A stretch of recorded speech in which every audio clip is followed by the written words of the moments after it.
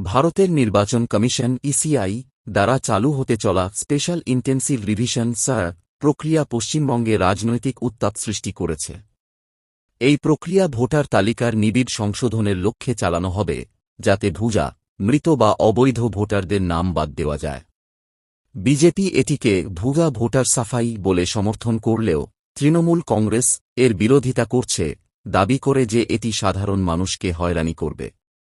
বিশ্লেষণ করলে দেখা যায়, সায়া সবচেয়ে ক্ষতিগ্রস্ত হতে পারে অবৈধ অনুপ্রবেশকারী এবং তাদের সাথে যুক্ত গোষ্ঠী। রাজ্যে বাংলাদেশি মুসলিম অনুপ্রবেশকারীদের ভুয়া নথি দিয়ে ভোটার লিস্টে অন্তর্ভুক্ত করা হয়েছে বলে অভিযোগ উঠেছে, যা টিএমসির ভোট ব্যাংকের অংশ।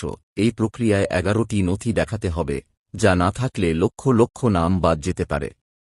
বিশেষ করে বাংলাভাষী মাইগ্রান্ট লেবাররা, যাদের প্রায়ই বাংলাদেশী বলে সন্দেহ করা হয়, হয়রানির শিকার হতে পারেন। এছাড়া টিএমসি রাজনৈতিকভাবে ক্ষতিগ্রস্ত হবে, কারণ তাদের অভিযোগ অনুসারে এটি ভোট ব্যাংক সাফাই।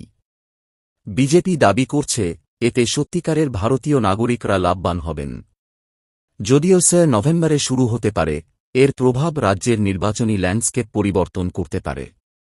সাধারণ মানুষকে সচেতন থাকতে হবে, যাতে বৈধ ভোটাররা অযথা ক্ষতিগ্রস্ত না হন।